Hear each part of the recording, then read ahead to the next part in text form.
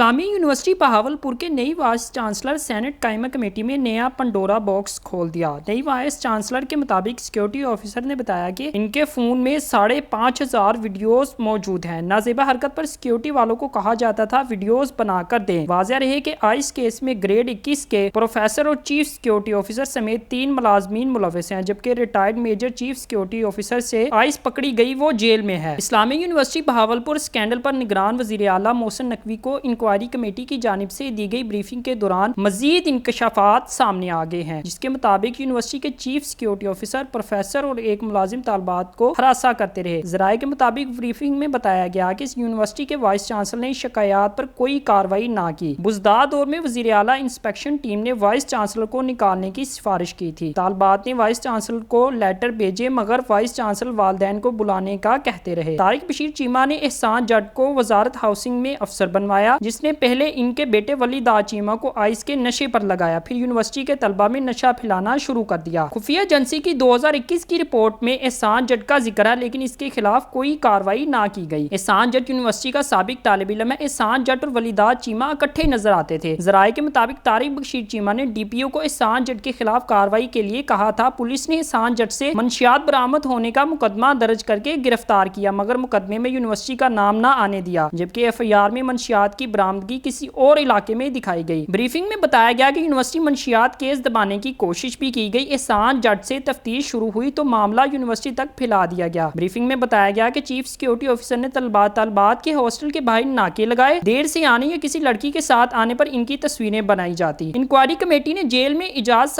شاہ سے بیان بھی لیا۔ طارق بشیر چیمہ نے رابطہ کرنے پر کہا کہ ان کے بیٹے پر نشہ کرنے کا الزام غلط ہے۔ احسان جٹ کو اس کی پہلی بیوی نے پکڑوایا ہے۔ سینیٹر عرفان صدیقی نے کہا کہ انسداد ہراسانی کمیٹی خود ہراساں کر رہی ہوگی، کئی بچیوں نے یونیورسٹی چھوڑ دی ہوگی، بہت سی دوسری یونیورسٹیز میں بھی یہی حال ہوگا۔ عرفان صدیقی کا کہنا تھا کہ chief justice Lahore high court کو خط لکھ رہے ہیں کہ اس پر جوڈیشل کمیشن بنائے۔